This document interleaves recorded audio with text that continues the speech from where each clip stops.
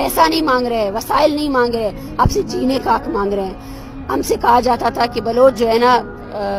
بیرونی ایجنٹ سے بیرونی ایجنڈے پر کام کر رہے ہیں، ہم ثبوت لے کر آئے ہیں۔ یہ وہ خاندان ہے جن کے پیاروں کو آپ لے کر گئے ہیں،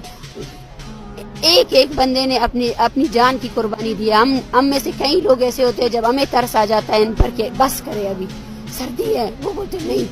یہ تڑپ ہے ان کی، وہ دن رات ان کی زندگی ایسے گزر رہی ہے جیسے جہنم کی طرح، اور پھر یہ ایک لہر کے ان کا پیارا جس کو بستر سے آپ اٹھا کر لے کر گئے تھے، اس کی لاش پھینک دی جائے اور اس کو دہشت گرد قرار دیا جائے۔ یہ عزت کی بھی بات ہوتی ہے کہ آپ بے گناہ لوگوں کو دہشت گرد قرار دے دے۔ وہ جو چروائے ہیں، وہ جن کی زندگی کا مقصد یہ ہے کہ وہ 2 وقت کی روٹی کھائیں، تو یہ وہ بیسک تحریک ہے جو عوامی تحریک ہے۔ اور ہم یہاں آئے ہیں، اسلام آباد آئے ہیں، ہمیں اسلام آباد سے کوئی بھی